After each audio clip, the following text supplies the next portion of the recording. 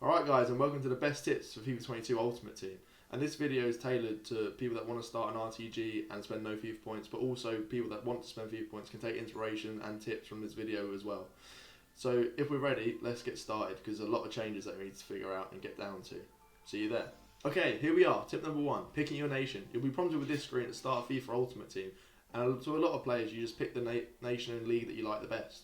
But for me, I feel like to get an upper range on those advanced SBCs, you need to be picking England because it has a span of 4 leagues: the Premier League, EFL Championship, League 1 and League 2. And this will give you the best upper edge when coming to the advanced SBCs that we'll talk about later.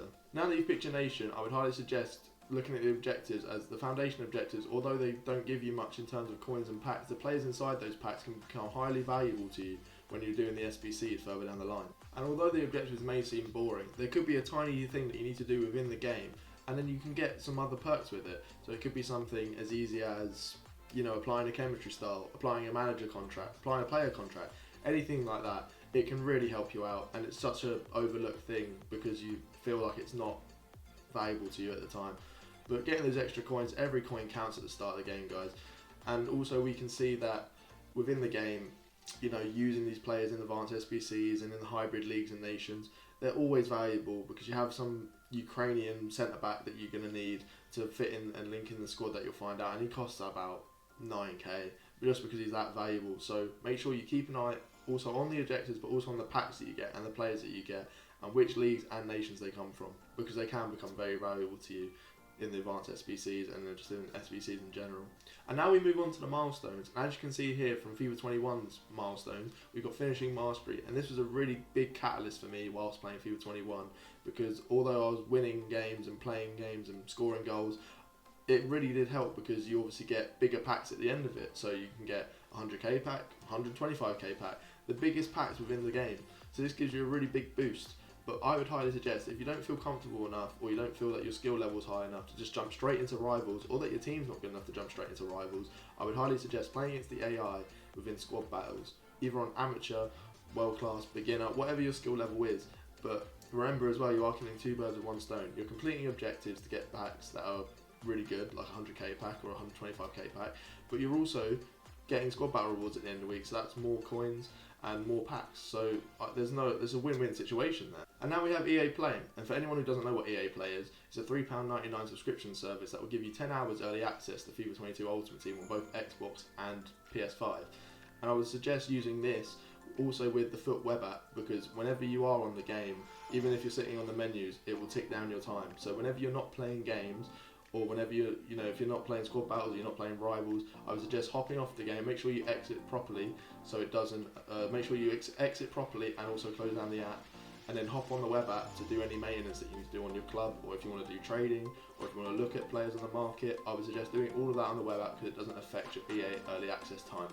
So this is Division Rivals, and EA have changed it up completely by taking out placement matches. So prior to last year, you were able to play your placement matches. If you won 4 out of 5 or 5 out of 5, you're placed in Divisions 4 and 3, and you get all the promotion coins from Division 10 up to that point that you're at. But this year they've thrown everyone in Division 10, so there's no bonus coins.